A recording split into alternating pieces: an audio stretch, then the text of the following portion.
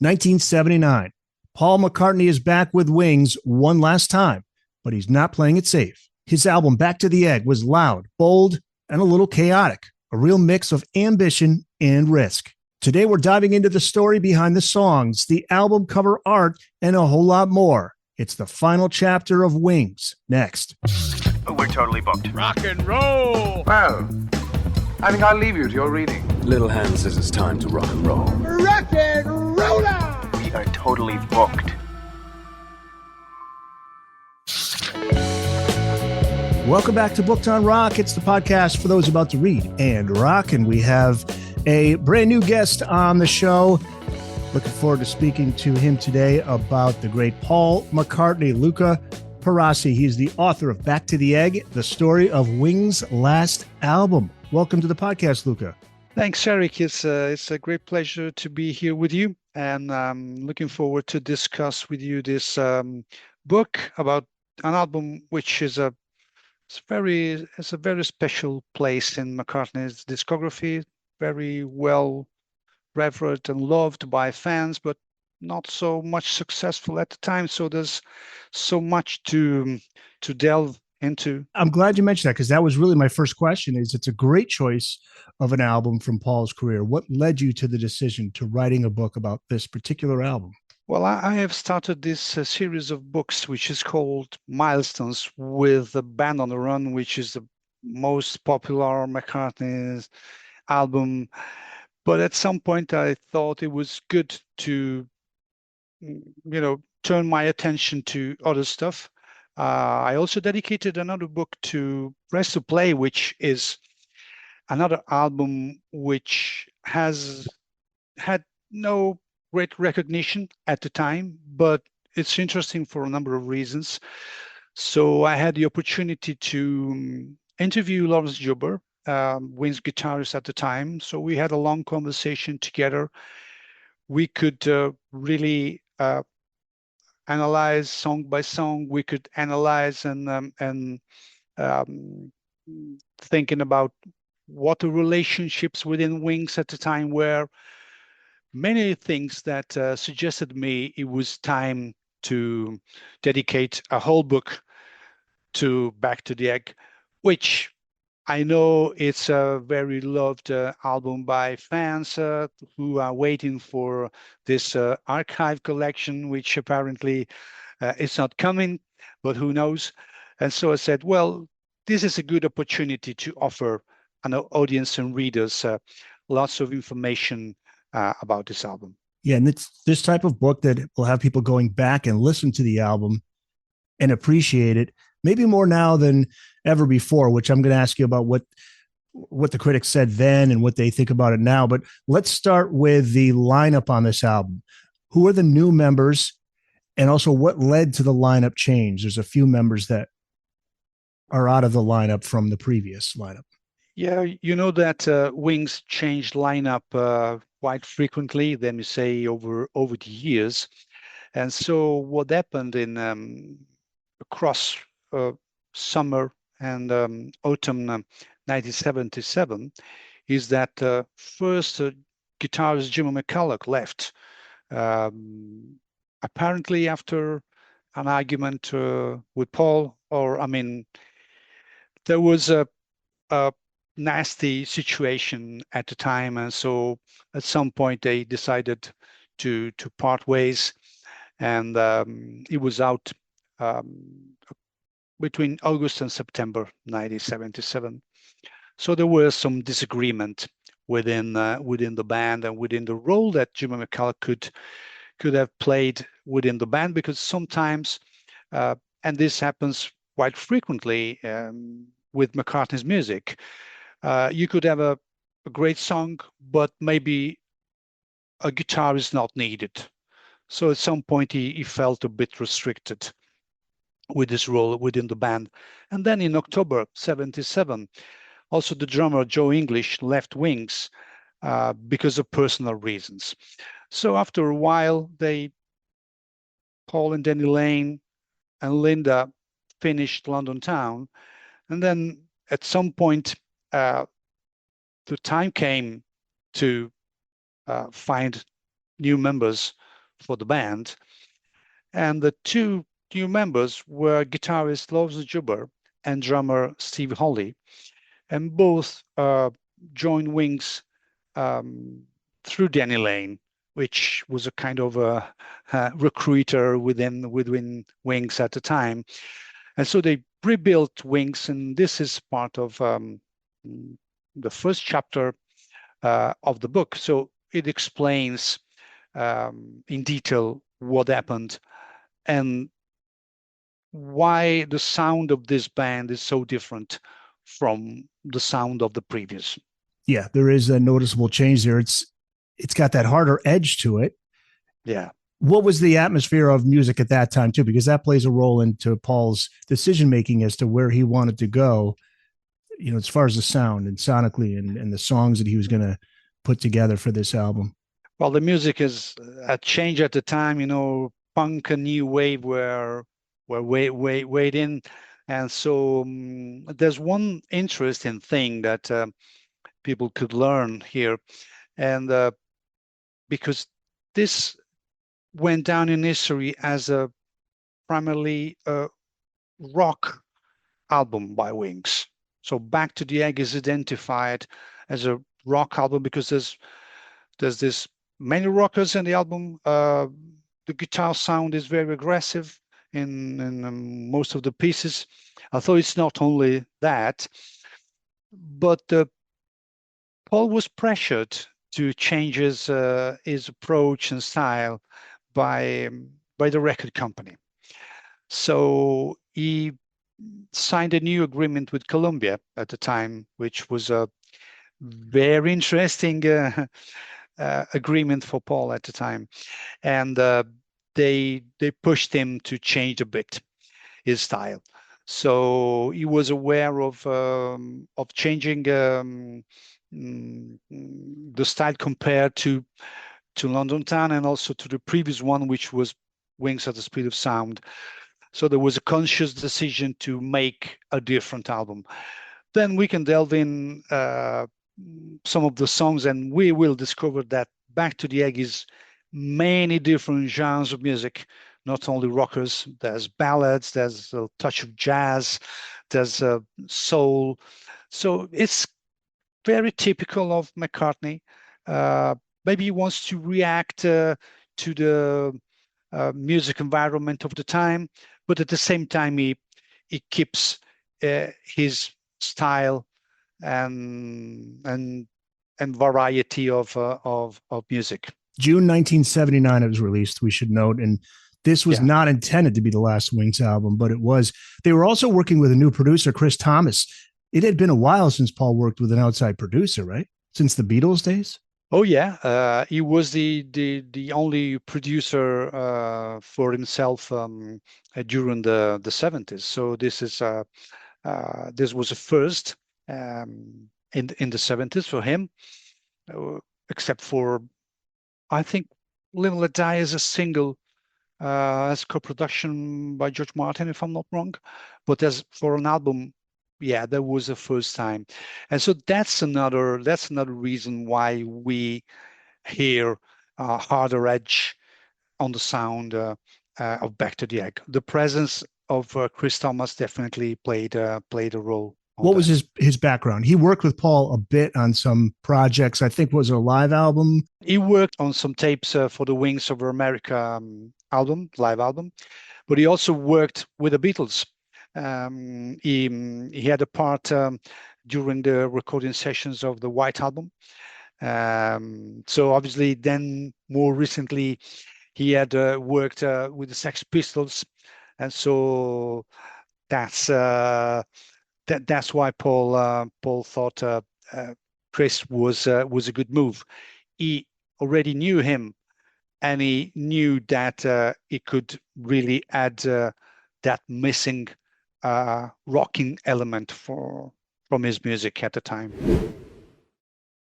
Hey guys, we'll get back to the show, but first I want to tell you about an exclusive deal for Booked on Rock listeners. Get 15% off any purchase at oldglory.com. Over 300,000 officially licensed items covering music, sports, entertainment, and pop culture. Merchandise featuring legendary music artists like Bob Marley, The Beatles, Grateful Dead, Pink Floyd, Led Zeppelin, and many, many more. Go to oldglory.com. Make sure to use the promo code BookedOnRock. Also find a link in this episode's show notes, or just go to bookedonrock.com and click on My Deals.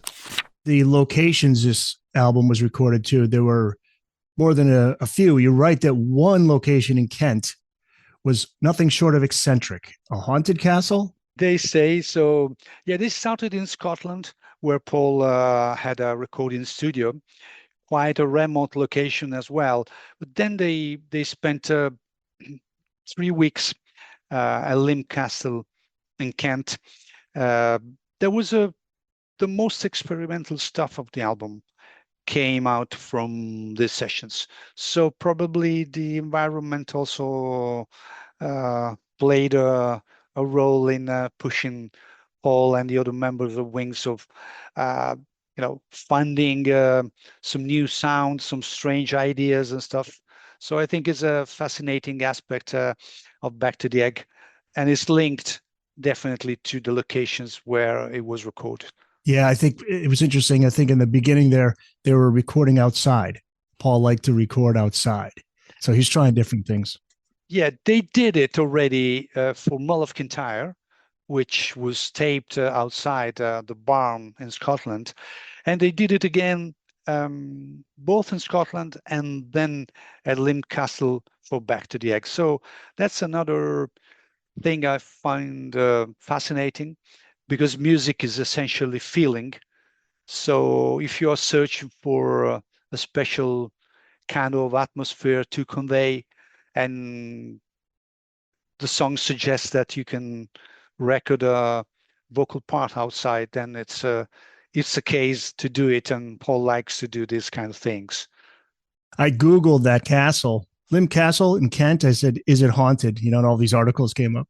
But you have something in here, in the chapter 4, Ghosts from the Past, Lim Castle, Kent, September 1978. The sessions did not go so smoothly as hoped. Ghosts from Paul's past experience with Band on the Run when he was robbed of a cassette containing demos of songs recorded in Africa. And also oxide fell from the tapes while overdubbing in London seemed to reappear at the castle.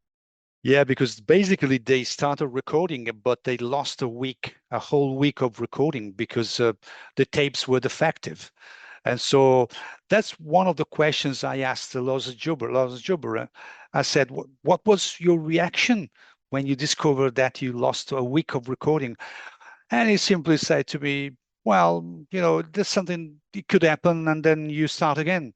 No stress or no big issue for them. They just restarted, but they lost a whole week of recording. So it seemed to me, very, very strange that this kind of things could happen in a haunted castle or something. Right. Yeah. Credit to them, man. Because if I lose a week's worth of recordings, I don't know if I could be that laid back about it. In fact, just before we're recording, I was trying to find my questions on the cloud and I couldn't find it. I'm like, what the hell's going on here? They lose a week worth of recording. It's no big deal.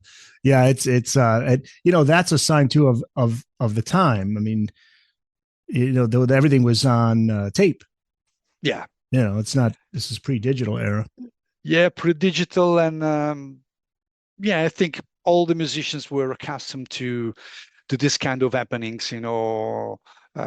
Also, Mull of Kintyre had a similar thing happening, because this is not related to Back to the Egg, but it gives us a better perspective of what could happen. Because what I discovered way back interviewing one of the assistant engineers that were there in Scotland, Tim Summerhays, who, by the way, worked also on Back to the Egg. And he told me about Mull of Kintyre, and he told me, well, I was there with Geoff Emerick, and we were looking at the tapes, and we noticed something strange. And basically what happened is that there were moths attracted by lights squashed into the tapes. And so they had to clean the tape, Oh, wow. hoping that the tape were usable again, or not having lost the recording of Mull of Kintyre. So this kind of events could really happen at Wow. any time, especially if you are not recording in a proper studio like Abbey Road or Air London, stuff like that. Hey, speaking of Abbey Road, they did record some music at Abbey Road Studios October 3rd, 1978. One particular session, it's so interesting to me. You talk about a supergroup. This is beyond super. Talk about this track, Rockestra Theme, and who's on it, and also who's not on it, because I know Keith Moon was supposed to be on it, but he had just passed away. Yeah, that was an old idea by Paul to basically have a classical orchestra, but made of rock instruments, so guitars, drums, basses, pianos, and put a super group of musicians together. So what happened was that he talked about it with the other members of Wings. So they first recorded a track, Rockestra Theme, which was an old track that Paul wrote around 1973, and they overdubbed themselves at least 3 times. So they created a monster basic track as a sort of demo to present to the other musicians that joined Wings on the 3rd of October 1978 at Abbey Road.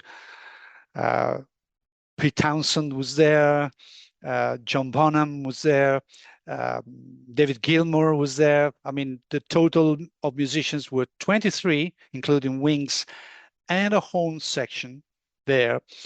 There were some missing. Jeff Beck was thought to be in, but he didn't show up. Eric Clapton had the flu, so he had to give up.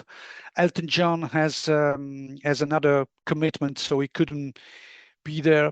But in the end, they gathered incredible musicians. So they got I think 6 or 7 guitars, 3 drums, 3 basses, 2 or 3 pianos. There were percussion, Linda on organ.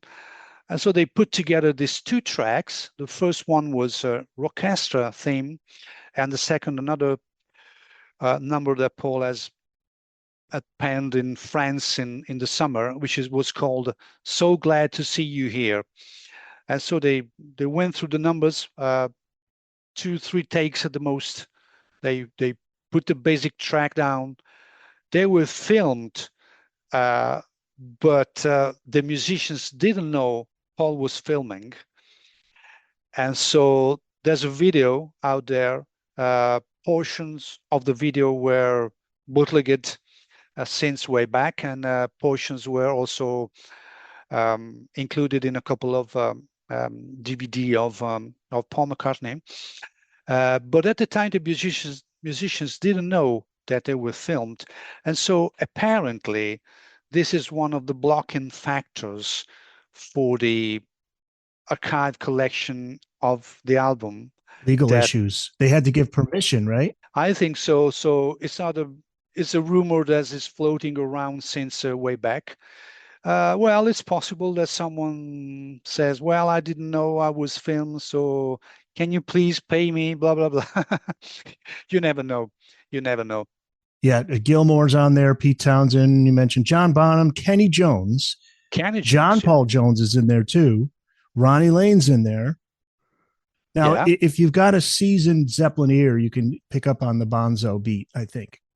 But you have to, because there's so many musicians on there. So, and it's not like Paul said to any of them, hey, we want you to stand out and do your thing. It's an orchestra. They're all combined. So if you listen closely, you'll probably hear your favorite artist in there. I was trying to pick up on David Gilmour's tone maybe in there, but both tracks are fantastic. I love them. It's a clever kind of idea, because you got all these fantastic musicians together, but then the songs are so simple orchestra theme is just a one riff, which is not particularly complicated.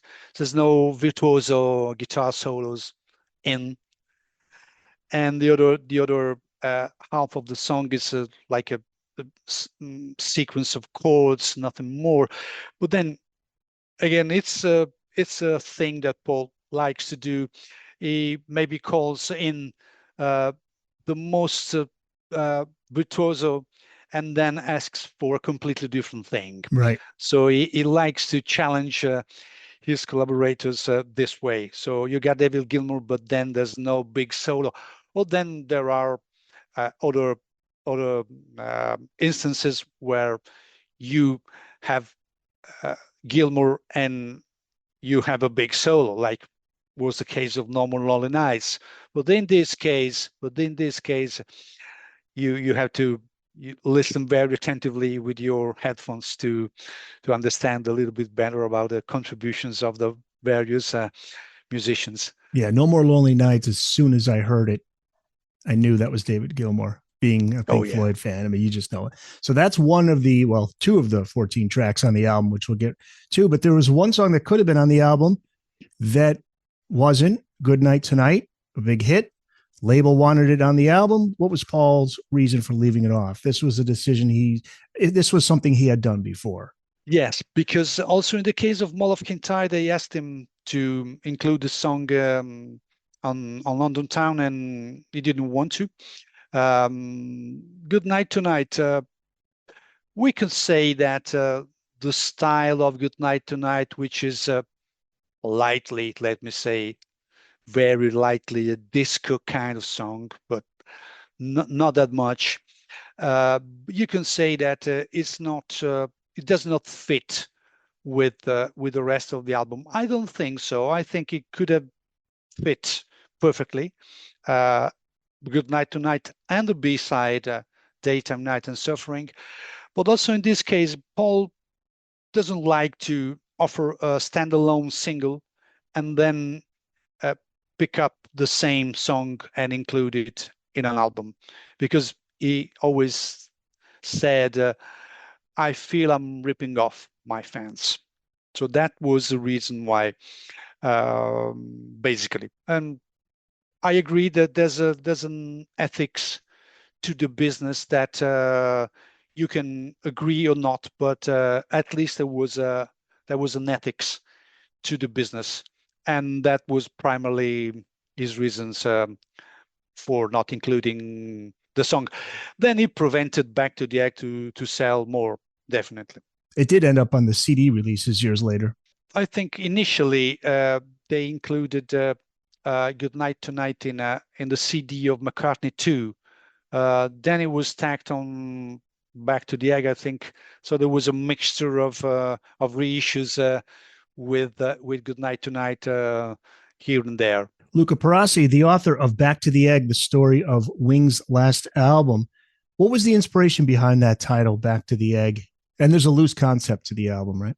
Well, it's not a concept album. I mean, there was an idea in Paul's mind to have a sort of concept of a unifying concept or unifying thread, but there's not much you can really understand. And back to we know that Paul has got a sort of passion for eggs. So the working title for yesterday was for some weeks or months was scrambled eggs. So Paul definitely likes eggs.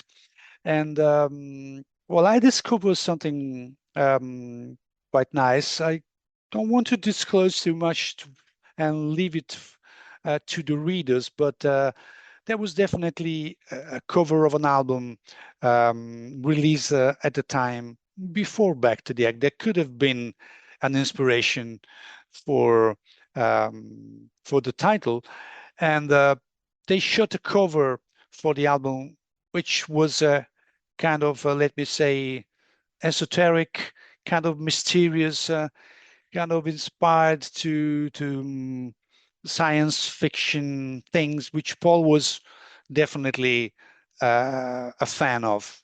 So there's an interesting elements also for the title of the album and the cover. Hey guys, thanks so much for checking out the Booked on Rock podcast. If you've just found the podcast, welcome. If you've been listening, thank you so much for your support. And make sure you tell a friend, a family member, share on social media, and let people know about Booked on Rock. And if you do like the podcast, make sure you subscribe, give a 5-star review wherever you listen to the Booked on Rock podcast. We're on Amazon, Apple, iHeart, Spotify, Spreaker, TuneIn, and on YouTube Music. You can check out the full episodes on video, along with video highlights from episodes on the Booked on Rock YouTube channel. Find it at Booked on Rock. Thanks again for listening. Now back to the show. The album opens with the 8-second long Reception, which you say may be the most eccentric opening in the whole McCartney discography. What are we hearing here? A bit of a Dark Side of the Moon type of spoken word thing in there. Yeah, if you take the basic track, there's a great bass riff by Paul and kind of a funky groove on guitars, which I like very much. But then there's lots of radio stuff, noises that come in, some spoken words, which, by the way, were by the two owners of Lynn Castle. So during the nights and the evenings, Paul and Linda likes to chat with the owners, and Paul discovered that they had some interesting voices, and he had the idea of having them reading some excerpts of books that were definitely in their library. And then the radio noise, it's another concept that Paul wanted to explore. It was not something new. There were some experiments by John Cage, definitely done in the past. So I think it's kind of a nod to this experimental tradition. So it's kind of Pink Floydish, eccentric opening. And I think it sets the tone for the album. And it goes right into Getting Closer, which is one of the singles from the album.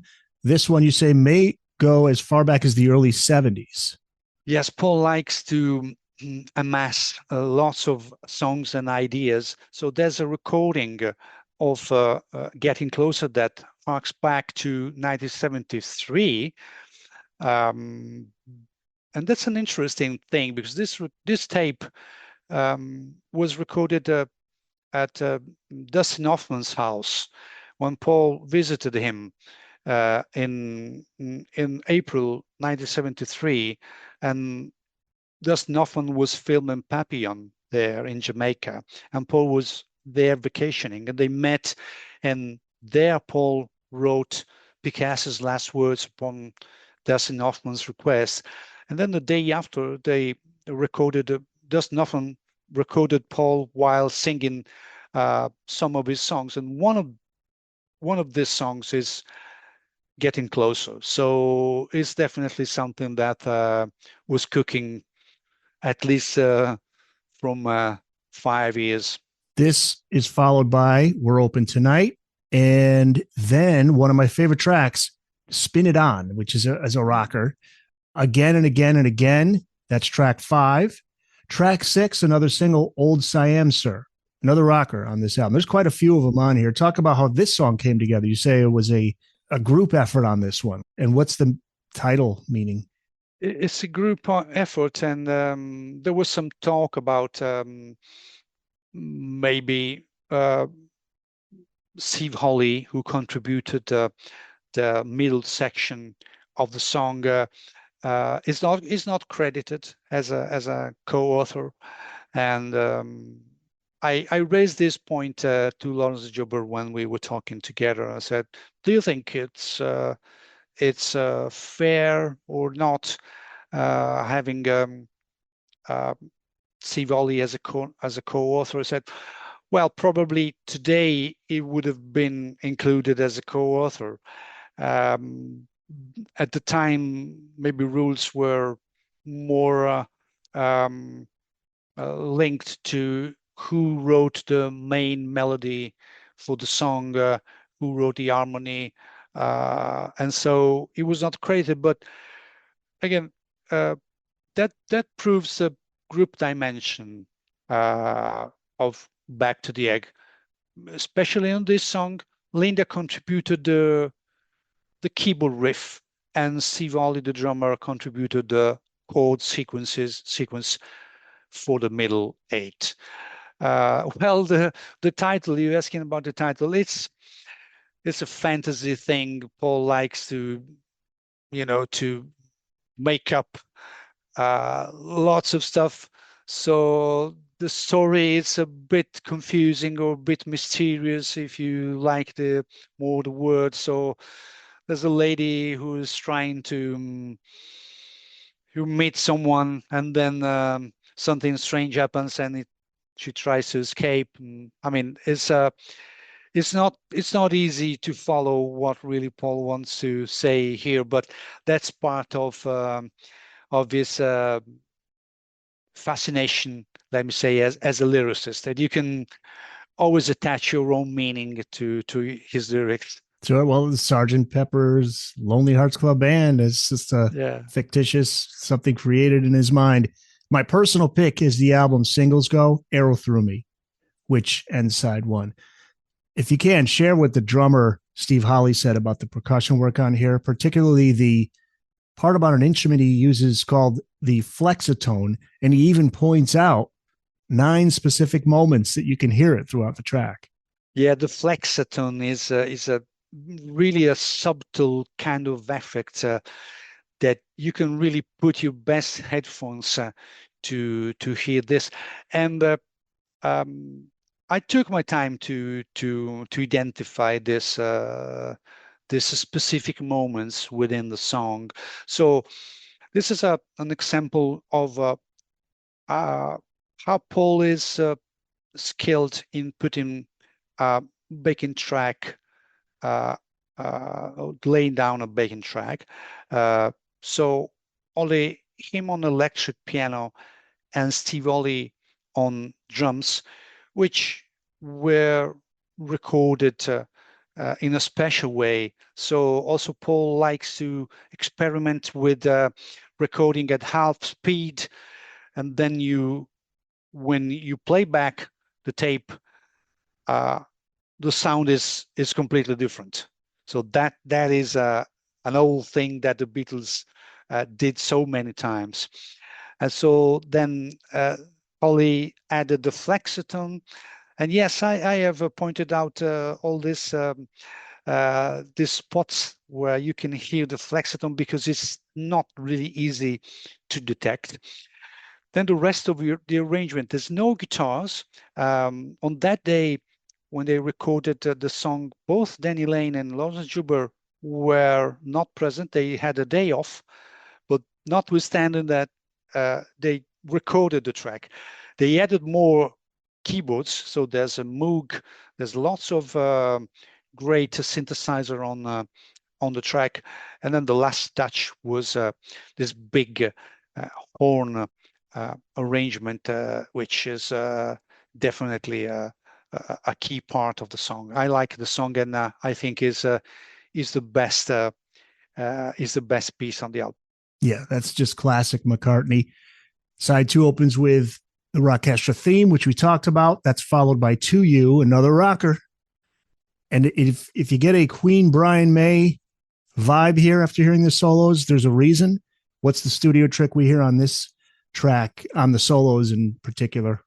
Lawrence Juber used an harmonizer, and so that's that essentially changes the pitch of the guitar, and so you achieve a sound which is very characteristic. And as you mentioned, Queen used it many times, so there's an interesting parallel that you can make between the sound of the guitar of Lawrence Juber and the sound of Brian May here. And then what follows are 4 songs packed into 2. Track 3 titled The Ball/Million Miles. Track 4, Winter Rose/Love Awake.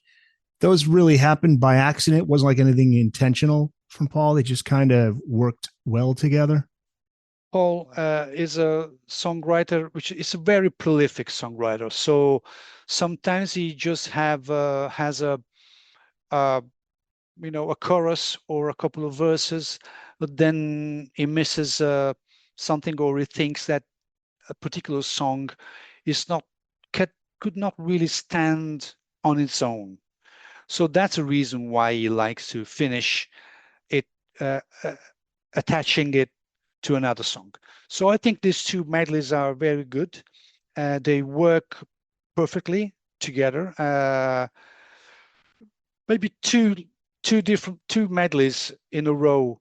You can argue it's a bit too much, but I think it's a nice diversion in the context of the album. Yeah, they're beautiful medleys. Then we have the broadcast. You call it one of the quirkiest tracks on the album. What are we hearing here? Or should I say, who are we hearing on this? This is a classical piano part played by Paul, which is very nice. And although McCartney at the time said that he was not a fan of classical music, but then you hear the broadcast, and this piano part is definitely classically inspired.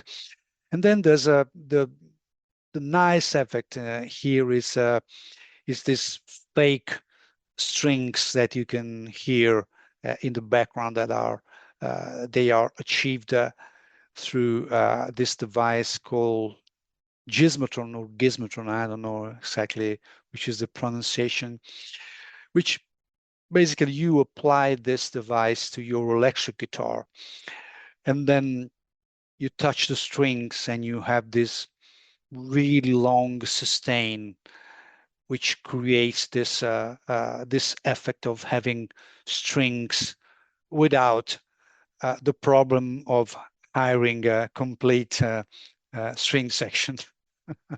But the effect is very nice. Didn't Paul end up doing a classical album late 80s? That's why I was mentioning is dislike, let me say, for classical music at the time, because his first classical work is the Liverpool Oratorio, which was released in 1991. Paul started writing it in 1988 with Carl Davis.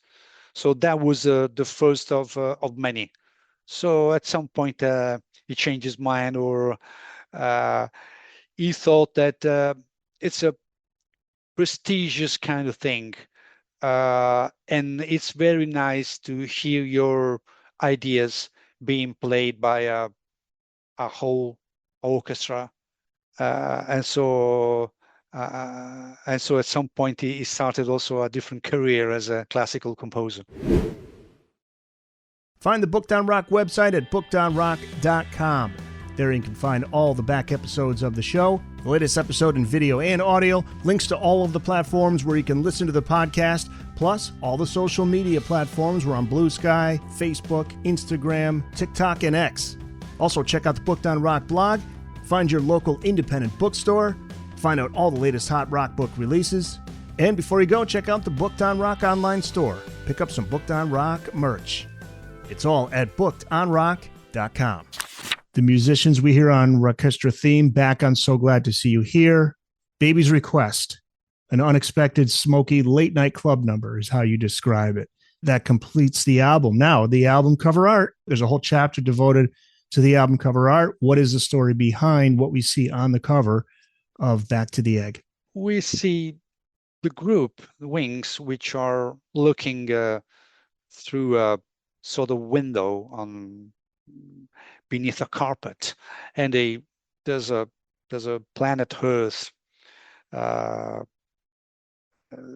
They are just looking at, and to understand it better, because it's not really easy to understand what really means.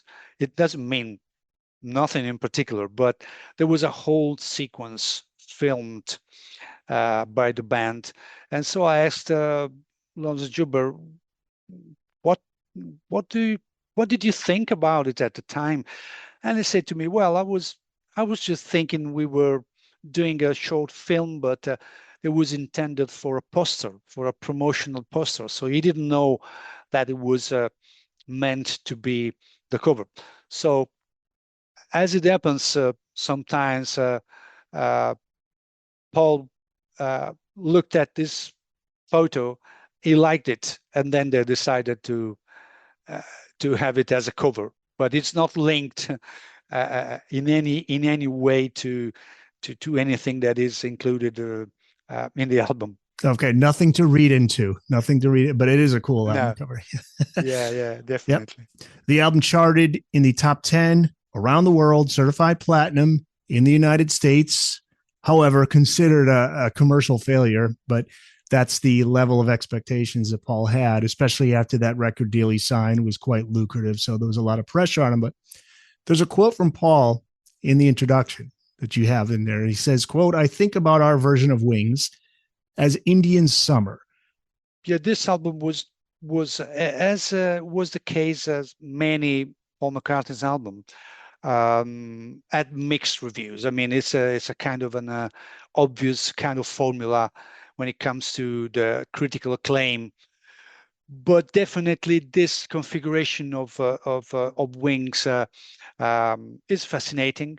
At the same time, it was the last configuration of Wings, and then they went into a brief UK tour. They had this incident in Japan, and so this remained the last Wings configuration. So my opinion is that it wasn't anymore for Paul time for having a group, for having a band. They had the newborn James in 1977. He had different goals in his mind. So also Lawrence Joubert admitted that Paul felt a bit tired sometimes. It's not easy to have a band. There's lots of things that you have to take care of, and at the time, McCartney wanted something different. Much more in the book, including the promotion of the album, other songs from the sessions, the aftermath of Back to the Egg, the British tour, Wings to Japan, the tour that never was, as you just mentioned, the demise of the group.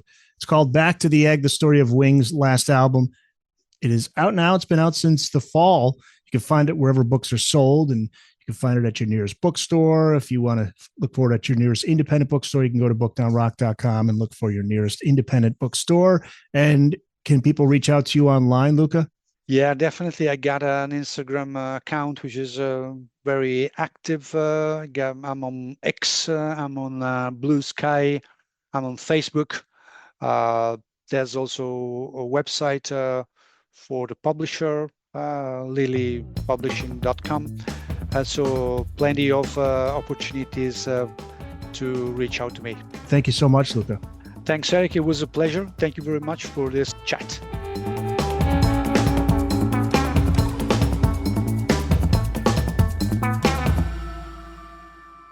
That's it. It's in the books.